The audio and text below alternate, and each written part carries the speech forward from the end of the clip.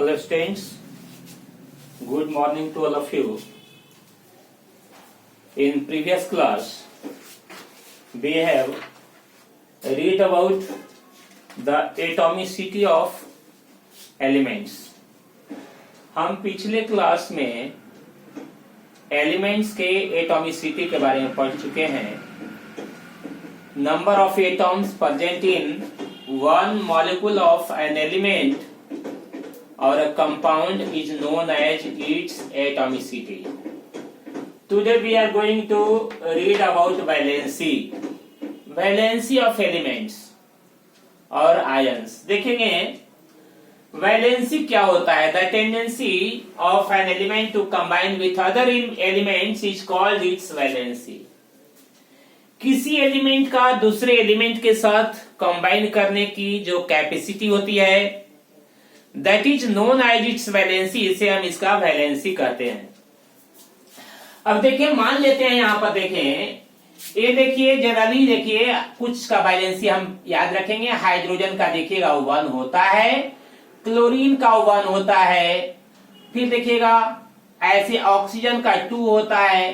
देखिए तो यहां पर हमको दिया हुआ है 1 से लेकर के 20 तक जो एलिमेंट्स हैं जिनका एटॉमिक नंबर 1 से लेकर के 20 के बीच 20 तक है. ये आपके बुक में दे रखा है, सबका वैलेंसी दे दिया है. ठीक है ना. जैसे देखिए जिसका एटॉमिक नंबर 1 है that is hydrogen, it's symbol is H and it's valency is 1.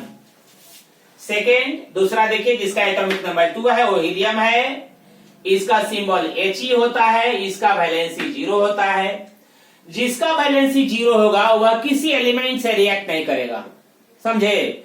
वो अनरिएक्टिव एलिमेंट होता है जिसका वैलेंसी 0 होता है, समझे. तो जिसका 1 से लेकर के 4 तक, ठीक है ना, वैलेंसी होती है, वही एक दूसरे से क्या करता है, रिएक्शन करता है. देखिए अगर हम वाटर की बात करें, देखिए वाटर का मॉलिक्यूलर फॉर्मूला होता है H2O. ये वाटर है, इसका मॉलिक्यूलर फॉर्मूला हो गया H2O. देखिए तो हम जानते हैं कि हाइड्रोजन का वैलेंसी 1 होता है. हमें जानना चाहिए कि हाइड्रोजन का वैलेंसी 1 है. आप देखिए ये हाइड्रोजन का वैलेंसी 1 है, तो यहां पर 2 एटॉम आया है हाइड्रोजन, उसके लिए एक एटॉम है आपका ऑक्सीजन. तो अगर 1 में 2 से मल्टीप्लाई करते हैं तो हाइड्रोजन का वैलेंसी हो गया 2. तो same valency is present with oxygen. जितना इसका होगा एलिमेंट का उतना ही इसका भी वैलेंसी होना चाहिए, तो इसका भी 2 होता है. तो देखिए हम यहां ये वैलेंसी में क्या होता है कि जब कंपाउंड का फॉर्मेशन करते हैं तो एटॉम्स जो है अपने माने एलिमेंट्स का जो वैलेंसी जो है वो क्या करते हैं, एक्सचेंज कर लेते हैं जनरल केस में. जैसे यहां देखिए, अगर ध्यान देंगे, देखिए ये एल्यूमिनियम है, Al का वैलेंसी देखिएगा 3 होता है, ठीक है ना. ऑक्सीजन का कितना होगा जी, 2 होगा. देखिए इसमें दिया हुआ सब है. ऑक्सीजन का देखिए यहां पर 2 है, एल्यूमिनियम का 13 होता है, इसमें एटॉमिक नंबर तो बुक में दिया हुआ है 3 होता है.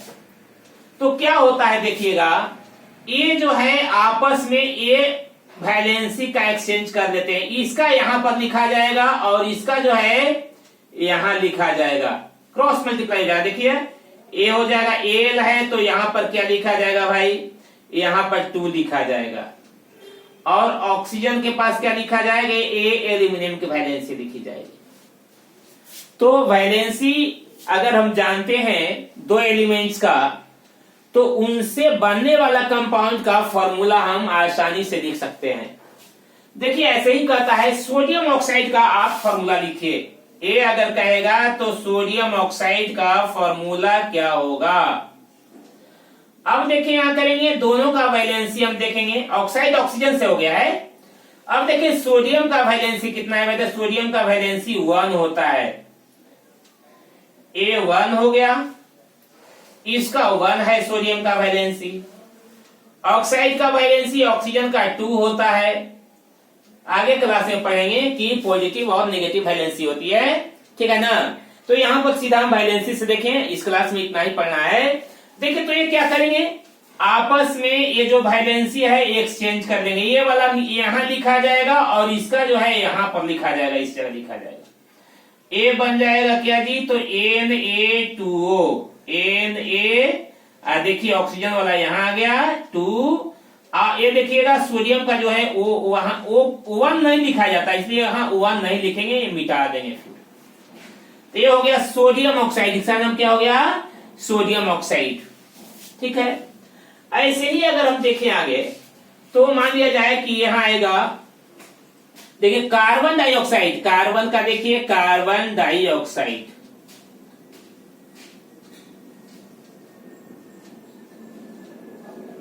तो क्या होगा जी, कार्बन का वैलेंसी होता है 4, इसका वैलेंसी 4 होता है, ऑक्सीजन का 2 होता है।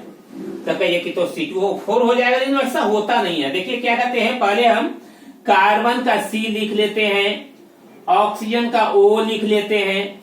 अब दोनों वैलेंसी का हम एलसीएम निकालते हैं, जैसे फ्रैक्शन का 8 सब्ट्रैक्ट करते हैं, वैसे हम 4 और 2 का एलसीएम निकालेंगे। 4 2 का एलसीएम कितना आ जाएगा, 4 और 2 का एलसीएम आएगा 4। अब जो एलसीएम आया उसमें इससे डिवाइड कर दीजिए, जो कार्बन का वैलेंसी था यहाँ पर 4, एलसीएम 4 था, 4 में 4 से डिवाइड कर दीजिए, कितना आएगा 1, तो सी यहाँ अकेला रह जाएगा, 1 हो जाएगा।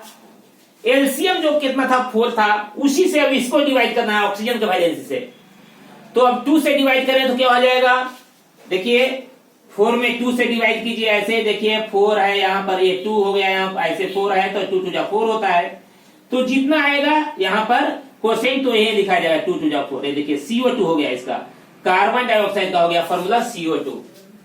इस प्रकार से हम डिफरेंट कंपाउंड्स के फॉर्मूला निकालते हैं। तो आज हम इतना ही छोड़ते हैं। आज हमने देखा कैसे जो है कंपाउंड्स का फॉर्मूला बनता है, किसकी वैलेंसी क्या होती है। You have to learn the valencies of different elements.